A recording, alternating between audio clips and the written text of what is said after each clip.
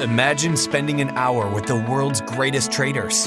Imagine learning from their experiences, their successes, and their failures. Imagine no more. Welcome to Top Traders Unplugged, the place where you can learn from the best hedge fund managers in the world so you can take your manager, due diligence, or investment career to the next level. Before we begin today's conversation, remember to keep two things in mind. All the discussion we'll have about investment performance is about the past, and past performance does not guarantee or even infer anything about future performance. Also understand that there's a significant risk of financial loss with all investment strategies, and you need to request and understand the specific risks from the investment manager about their product before you make investment decisions. Here's your host, veteran hedge fund manager Niels Kaastrup Larsen.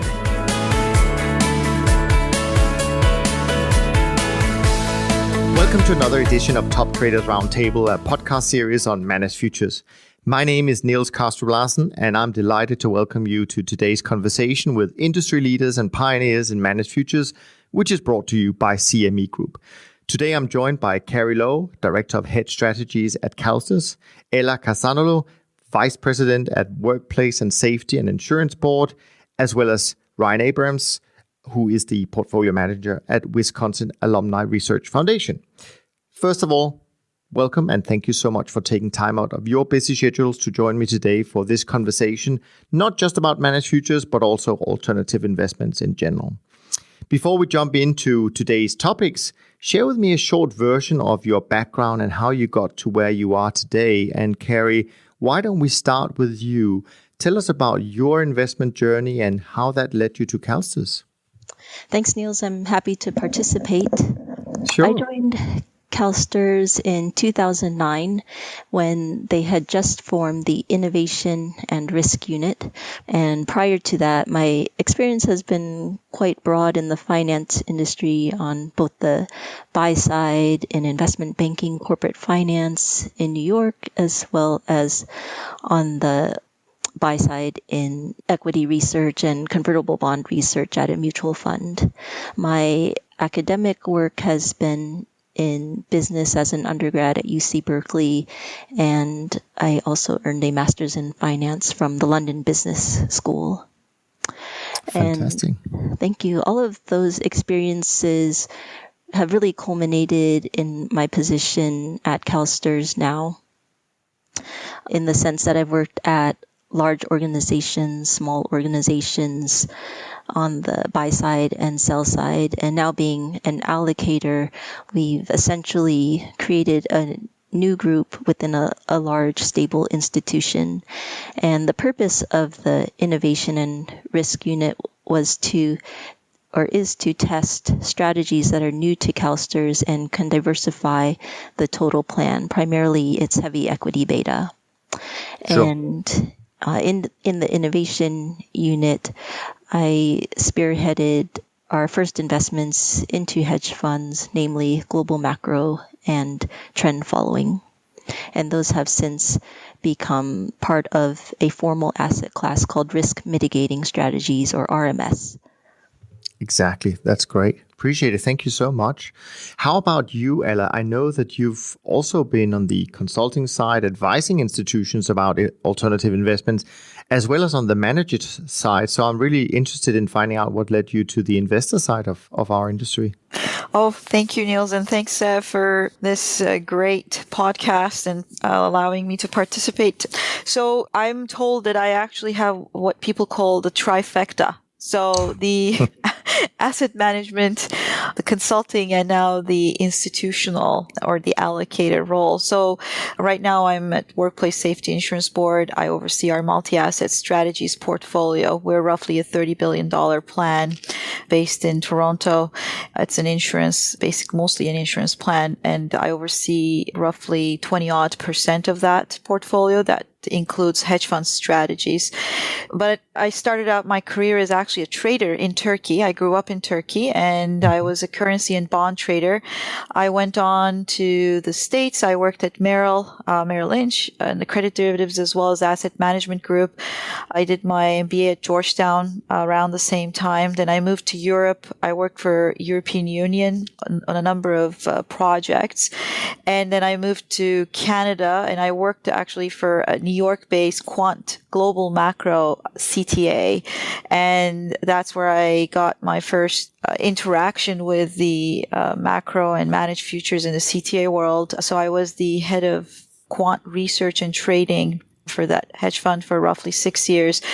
Then I moved on to work and I moved to New York in the meanwhile. I moved back to Canada and I worked for Mercer, as you noted. Sure. I was the senior manager research consultant covering hedge funds as well as multi-asset and other side strategies and participating in asset allocation.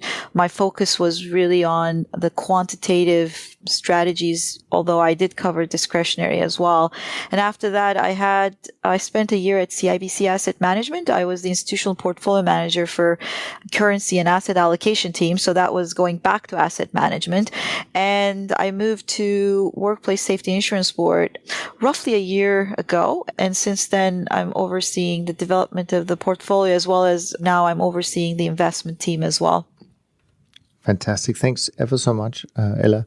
And what about you, Ryan? Please share some of your background and how you ended up in the alternative investment space. Yeah, sure. So I actually started my career right out of school in alternatives, working as a manager research analyst focused on CTA and macro strategies. So this is manager research and multi-manager portfolio construction are sort of, I guess where they've been home for me. They're where I've spent my entire career. So I did that for 4 or 5 years before joining Wharf in 2011. And I am responsible for a $1.4 billion portable alpha program here. We also run an internally managed risk parity strategy, which is the foundation of our asset allocation. And as part of that, I'm also responsible for a sleeve of risk premium strategies that are intended to be a complement and a diversifier to the long only asset betas that we hold in that portfolio. So that's a bit on my background. Sure. And of course, you left out the best bit, Ryan, because you're also the co-author of one of my favorite educational white papers that the CME Group offers. And I'm sure you know which one I'm thinking of here. Yeah, so the Lintner Revisited paper I worked at with my boss and Liz Flores at the CME.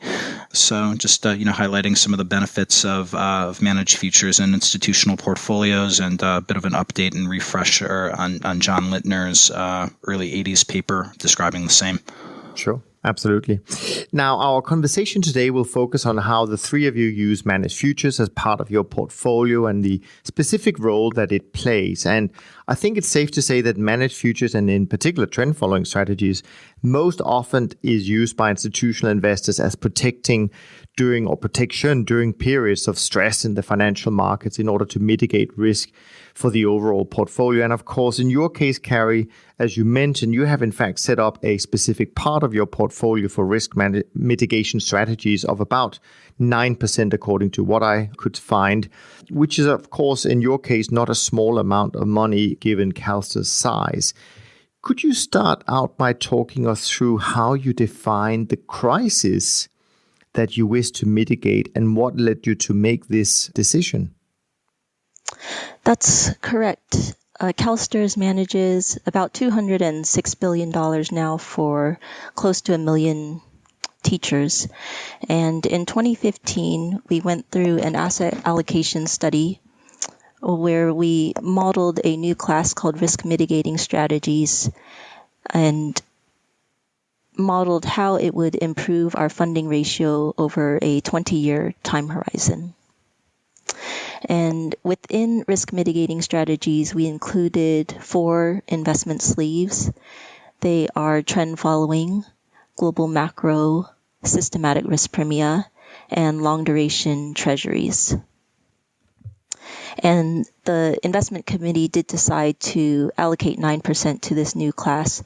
We actually modeled quite conservative Sharpe ratios for these 4 new sleeves to include in the asset allocation study. And the Sharpe ratio was approximately 0.3. So even with that low Sharpe ratio, it did show that by reducing drawdowns of the total plan, particularly when equities go through a downturn, and reducing the volatility of the overall plan over the long run, it would improve the funding ratio in 20 years, despite this new RMS class not expecting to achieve our 7.5% actuarial assumption.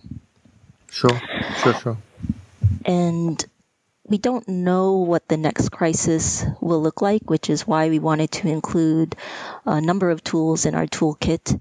But we did look at previous crises as far back as we could, with the tech bubble and the 2008 financial crisis being the most significant ones, and evaluating how each of these strategies performed during those periods, how they were correlated to the overall plan, to equities, to bonds, and what kind of return profile they provided, whether it was primarily outperformance during downturns and reducing their own tail risk within those strategies. Sure, absolutely. Ryan, if my memory serves me right, you've done something similar with trend following, and actually with a not too dissimilar size of your portfolio. Can you go into some of the details about what led you to your decision? Sure. So our starting point's maybe a little bit different from CalSTRS, from the perspective that, ideally our portfolio is not so reliant on the performance of equities, and we've balanced risk across multiple asset classes and multiple economic scenarios or outcomes by the allocations to levered bonds, levered tips, and commodity futures. But for us, a potential Achilles heel, at least, of a risk parity portfolio or approach is you're exclusively long assets, and with expected returns being low or spreads on assets to cash being low, we're maybe not as confident or comfortable that some of the assets in that portfolio that are intended to provide protection or diversification in bad environments, bad outcomes, crises, will offer the same protection that they have historically, specifically treasuries. And so, hopefully we were able to generate positive performance crisis environment in our portable alpha portfolio. But in looking at hedge funds, we recognize that there's this area between, asset beta and alpha, where I think a lot of people refer to this as risk premia, where you've got these strategies that have risk that you can explain. There's often economic intuition behind why these things generate performance. Ideas like value, momentum, and then in most cases you've got very long, rich performance histories, or a lot of empirical evidence pointing to the notion that that these things generate attractive returns over time. And we kind of lump trend following into this bucket. It's basically momentum, long and short, employed on a cross asset basis. And just looking at the properties of trend following, it has the potential to generate performance during any kind of dislocation. So I guess I'd kind of widen the definition from crisis to dislocation, because it needn't be a bad environment for equities per se when these strategies can generate nice strong performance that can generate really strong returns during an inflation surprise or a stagflationary surprise as well, both of which would not only be really bad for equity heavy portfolios, but portfolios generally. I mean, especially on the inflation side, it would be it's a catastrophic environment usually for bonds. And so with assets kind of universally expensive on a long only basis, doing some more stuff that can benefit on the short side or from spreads between assets, makes a lot of sense. And then having a healthy risk allocation to something like trend following that, I guess, build out the robustness of the portfolio to risks or environments where not a lot of things work or potentially offer protection. So, in a deflationary surprise, you've got bonds, and in an inflationary surprise, you've got commodity futures. And I think we're much more comfortable comfortable, relying on, hopefully more than one asset or more than one investment to generate diversifying performance in those kind of environments. And so, this is a healthy size risk allocation in the policy portfolio. So we've got about a 15% risk allocation to alternative risk premium strategies, and trend following is about half of that. So Sure. you see these studies run by consultants where you'll do the optimizer and it will say that you should do something north of 20% in trend following. So we're not quite there, but I think 8% of risk is a lot more than many institutions hold. So, hopefully we're able to get the nice diversification benefits from that.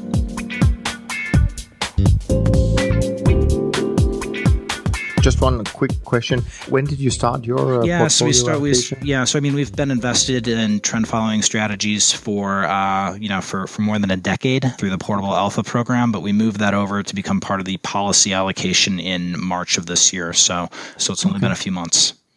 Great. Okay. And Ela, how are you using sort of managed futures and trend following in your portfolio? Sure. So, and maybe going back to your question as to how we define crisis and whether we use managed futures in relationship to that, it's similar to what Ryan described. Our journey started roughly 10 years ago. That really predates me. We had more of a traditional structured portfolio with less alternatives. There was some, but not much. And the idea was really to reduce, not just get the returns, but also reduce the total fund risk. And so we started adding alternatives, and that's how we ended up with a number of different strategies that really did serve that purpose. One of them being the risk parity strategy. So similar to what Ryan described in our portfolio, we do have a sleeve dedicated to risk parity strategies, which are geared towards addressing not crisis per se, but market distress periods. And I think Ryan described it as dislocation. I think that's referring to similar concepts there. And risk parity strategies, the way we've structured them are quite dynamic in the sense that they're supposed to address different periods of growth and not growth. And that should be used to address part of that concern. And the other part is really on the hedge fund portfolio. So the risk parity is roughly 10% of our portfolio, and hedge funds is also roughly 10%. And when the hedge fund portfolio was envisioned and created, it was really to address also similarly that. And I would agree with Ryan's view about the regular risk premia alpha. And right in the middle, we'd think of it as alternative risk premia. So the hedge fund portfolio is really a combination of the alpha and the alternative risk premia. And that's how we put that portfolio together. And in there, we view hedge funds actually in general as a way of mitigating or creating, if you will, a positive skew or buffering the equity risk premium. And in there, there is a portion that's allocated to macro strategies. And when we say macro, it really does cover discretionary macro as well as the host of systematic strategies, including managed futures and some of the alternative risk premia. So the idea there is really convexity and to get skew. And the strategies have been structured because the size was relatively smaller. We started out as a fund of funds rather than direct managers, but over time we've added more direct mandates into the portfolio.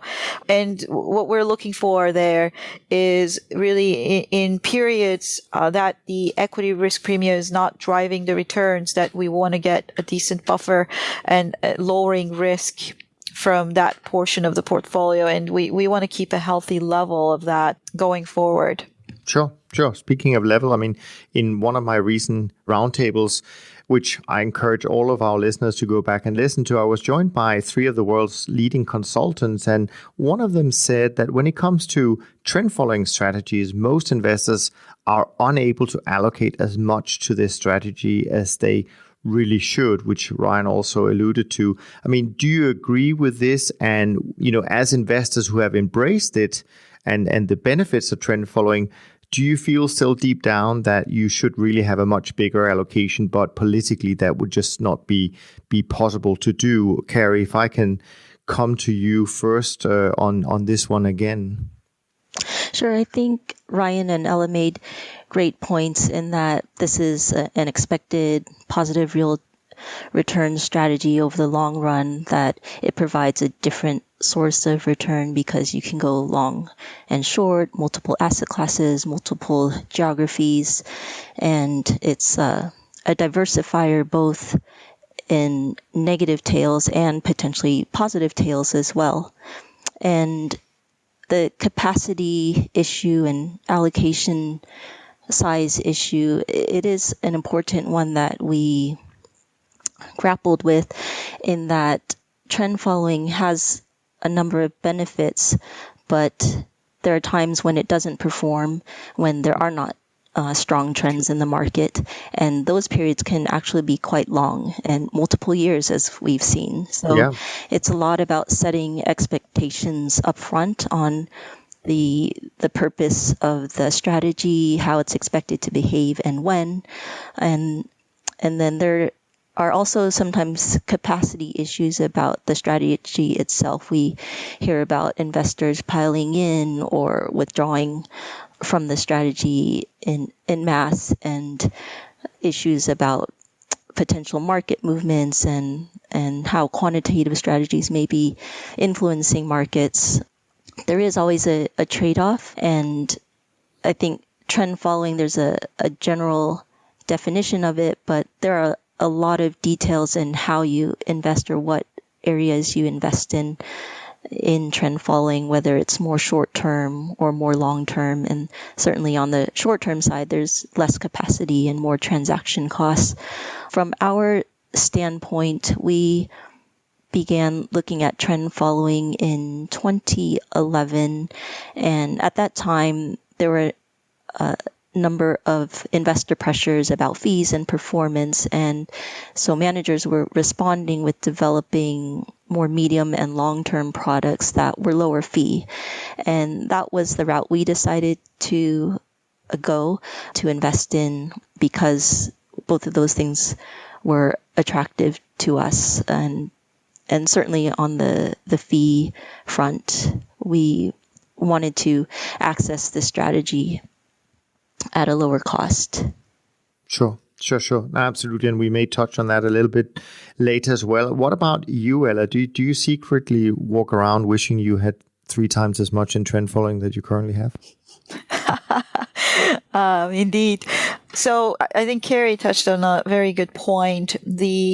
One of the items that is very important to explain to an institutional committee or board is that while we would expect the returns are expected on an absolute basis, the underperformance could be for extended periods of time. And although a lot of the studies will tell you that you need to have, say, 15 to 20% in a portfolio, that is pragmatic or practical, really, especially in an institutional portfolio where you're aiming to get a decent level of diversification, and with all the tools available, it's not exactly feasible to go for something of that size. Now, I will say, however, that it needs to be meaningful, and we've talked to our committee as we were putting the portfolio on, that in the hedge fund portfolio, it needs to be a size that would have an impact. And so managed futures is part of it, but we do have other strategies that address a similar concern. So since we're not only constricted by trend following per se to address what we're looking to address, we have roughly 3 to 4% of the portfolio in that specific type of strategies. We do also have alternative risk premium, as I mentioned earlier. I think the important point there is the convexity of these strategies. So how big will they get, and what is the gamma profile? So as you know, most of these strategies are considered long straddle, but I think the importance is, are they really long gamma? And if they are, how much do they contribute to the performance as the markets go one way or the other? And as Carrie mentioned, I think that's a great point. Really either on the either tail. So in that sense, if it's really a portfolio construction question. So I think we are positioned well. Having said that, the fees is, and I understand you'll go into that later on, but I think that is also another concern. As institutional investors, we're very fee sensitive. Of course, fees don't make or break the deal, but on the managed futures side, it has been systematically higher versus other hedge fund strategies, and that has not made our case simpler. And therefore, this has not been something that would be easy to go back and say, hey, we want to grow, but that is not the only solution. There are longer term, medium term, relatively somewhat cheaper solutions out there. So we'd like to bundle the two, and that's how we get to where we want to get to. Sure. I mean, makes perfect sense. Now, Ryan, you of course did the analysis. You co-authored the Bible study on this, so you know that 25% is the right number. So, are you ever going to get there? Do you think? I don't know. I mean, I don't know that there is a right number per se, and I mean, sure. It all goes back to the portfolio that any given investor is running. And I mean, I would while it's tough to get boards to focus on what a single line item does to a portfolio, I mean, I think that really should be the focus here, particularly because it is a positive expected return, highly diversifying asset. And, I think one that you can notionally fund without putting up a lot of cash. If you were to invest in trend following through a managed account, this needn't be an opportunity cost question. You can take arguably more equity risk or, more of some other kind of risk in the portfolio, just because trend following will likely bring down the overall volatility of your portfolio. And so all you're doing is moving on to a higher capital asset line and increasing the efficiency of your portfolio. So, I think that the focus should be for boards and for investors serving boards on the portfolio effect and what this can do for your portfolio rather than an opportunity cost question. Especially, I mean, getting the flexibility to use leverage is not an easy conversation with boards necessarily either. But to the extent that you can relax that constraint, I think you get to the point where there's some really interesting and powerful things that you can do. Sure, absolutely. And speaking about getting these type of strategies approved by the board in the first place, Carrie, was there anything unique to this mandate in comparison with other investment mandates? I mean, how difficult has it been for your institution to embrace these strategies in the first place? It's definitely been a long process. We began with macro and decided to start in a very focused way with a small allocation with a very specific objective. And this was in 2009 that we presented macro, so right after the financial crisis, and articles every day about the evils of hedge funds. But in the end, we did the analysis, we presented the evidence, we showed that certain hedge fund strategies did have low correlation to equities or did have asymmetric return profiles or actually took advantage of volatility and provided diversification to what we already had in the plan. And in the end, we did receive unanimous approval to go forward. As Ryan mentioned, managed accounts can solve a number of issues, one of them being the cost, but we decided to invest directly with funds in a managed account format to address the issues of transparency, control, risk-taking, and gating, things like that. And so that's been a very important tenet of our program over time, but it is an ongoing educational process. There's continues to be a lot of scrutiny of hedge funds, and again, the fees come up, and we continue to just provide the quantitative evidence as well as the intuitive qualitative rationale for the program. Ela, I would love to hear your experience as well. I know you may not have been there when it began on your side, but in terms of also dealing with investment boards and advisory boards in general about this particular strategy area.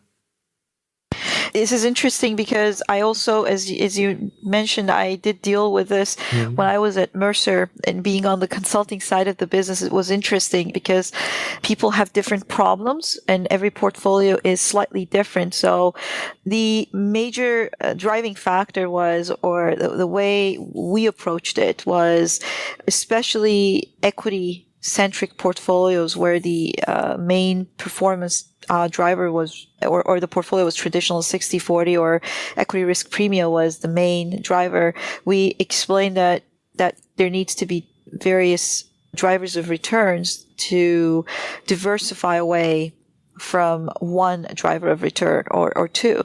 And we showed the addition and how the value add of such strategies could really make a difference. And especially for cleaner portfolios, you could simply go into a 60-40 portfolio and add managed futures, or a portfolio of managed futures, I should say. And you could make a big difference. So it becomes very visible in that sense. In our case, so as I said, it predates me, but this was really a portfolio construction exercise, and it was not just obviously hedge funds. There were a number of other things that were added. And since then, our committee and board, they've been very comfortable with progress. They understand the role the portfolio plays and the components, the pieces do play in the portfolio. And the expectation that the next time frame or the distress periods that we've seen over the last 4 or 5 years, late 2014 one was a good example, same as early last year or August of 2015. And we've seen a number of these, and it was quite good to emphasize and validate the reasoning behind the portfolio. What we're looking to do is education is endless. So we want to move on to the next stage. And Ryan had made a good point that these can be really powerful tools if you can move from a simple allocation. We do also have overlay structure, although this is not specifically for hedge funds. That's the way we would envision using these strategies, because you can get quite an impressive cash efficiency by just partial funding and a more customizing of volatility. That could be an add-on, and it could be quite a bigger impact on the portfolio. And that's where we would like to go and move on. And we've been talking to our committee and broadening the toolkit, if you will. Sure. Great. And you're absolutely right. Education is never ending. And of course, they should all read Ryan's study and listen to this podcast as part of that. Yeah. Ryan, what about you? I mean, you said you co-authored the study with your boss. So I don't know whether that's your current boss, but did that help get the investment board on side, so to speak? So unfortunately, different boss, but fortunately a boss who, already understood trend following and had been investing in it. But I mean, it goes back to education. You have to explain to the board what you're trying to do and why, and then review that and refresh their memory from time to time. I don't know the composition of other boards, but these are oftentimes very busy, very important people, and you're only getting a few hours with them in our case, every quarter. And so, they've got a lot of other responsibilities that they're managing, including being on a particular board that you're serving. And so reviews, reminders from time to time of what you're trying to do and why are always helpful from my perspective. Sure. No, absolutely. And I mean, so once you have the approval of the investment boards and you've had to start finding managers that could give you the desired performance profile, what were you looking for, and how did you go about finding this, Ryan? If I can stay with you in that, I know you might have gone in a different direction than Ela and Carrie, but how did that? No, so I think the direction is probably pretty similar. So, like Ela, we're focused on trying to get that convex return profile, and I think one of the best places to find that is in the medium to long term trend following duration. And so, that's kind of been our area of focus. And, we've talked about fees as well, but I think the reason why fees for that segment of the trend following space tend to be lower is correlations go among managers or among strategies go up as you extend trend duration. Performance just looks increasingly similar, and then that also tends to be the area where you kind of get the desired performance profile, and so that's been the focus for us as well. Sure. What about you, Ela? Is that how you went about it as well? So it's been the portfolio we've been looking to add a little bit more, and the portfolio structure has been not exactly in line with what I'd like to see in the long run, but the focus recently has been trying to extend maybe a little bit into tail risk strategies and to complement the managed futures that we have in the portfolio.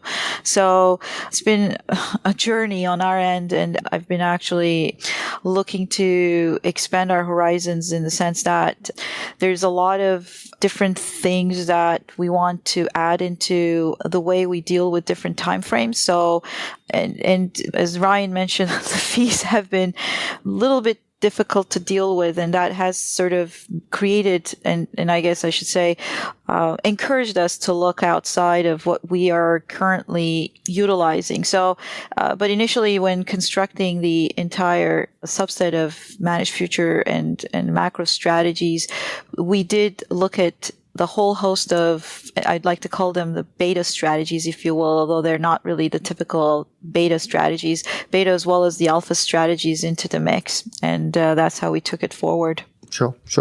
Now, in your case, Carrie, the adoption of this mandate has made you one of the largest investors in managed futures in the world. I mean, did this make it easier or harder for you in order to find the right managers?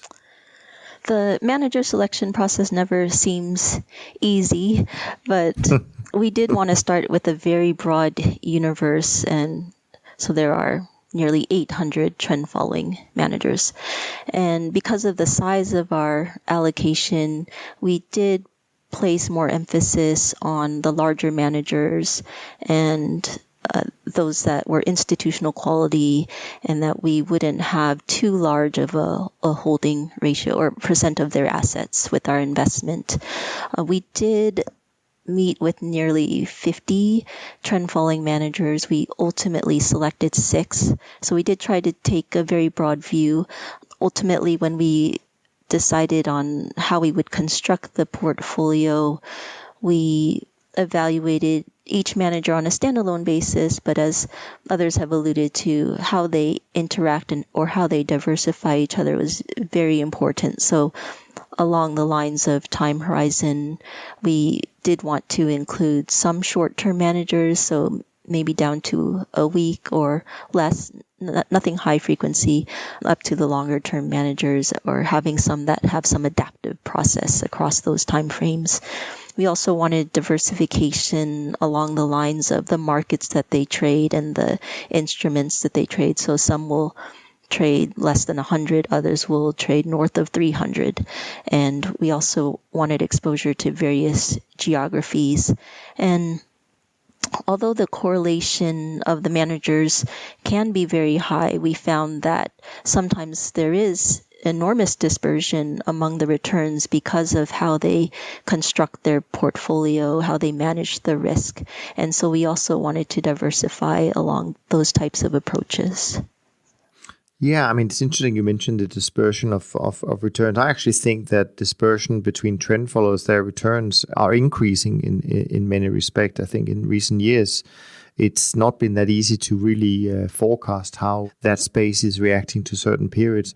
I'm sure you know more about maybe the reasons why that might be, but it's not quite as it was 10 years ago or 20 years ago regarding what, if you knew the performance of one manager in the trend space, you kind of knew the whole area. But I see differences as well, which makes, I guess, your job a little bit harder, all of you. Ryan, I also wanted to ask you a little bit, because I think that from memory that You've also gone more maybe in the route of the beta replications or the replication strategies for trend following. Am I right on that? Yeah, that's correct. So I think that I guess there's a lot of differentiation among trend following strategies. I mean, just kind of using that as a starting point. But even something as simple as a very simple trading rule: buy when price is above a moving average and sell when it's below it. Somewhat incredibly generates positive performance over time. And so there's all sorts of bells and whistles and risk controls that one can add around, a set of very simple trading rules. So I think we're somewhere in the middle on the continuum. I mean, I think, just because this is a widely known, well understood strategy where there can be high correlation, among strategies as well, suggesting that managers are doing something similar doesn't mean that there's not a lot of room to add value through implementation. So I think that that's something, certainly to be aware of and cognizant of on the manager selection side. And then, pointing to the dispersion of, returns among managers. I mean, it's really difficult to disaggregate skill from luck in that area. So in a given year, did manager A outperform manager B because they're better, or because of some kind of accident, because their asset allocation was slightly different and that helped them, or their models were a little longer or shorter and that helped them? And so,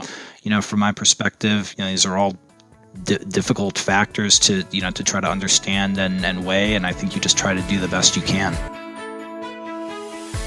Thanks for listening to Top Traders Unplugged.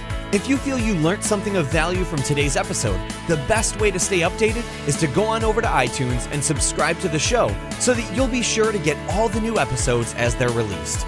We have some amazing guests lined up for you, and to ensure our show continues to grow, please leave us an honest rating and review in iTunes. It only takes a minute, and it's the best way to show us you love the podcast.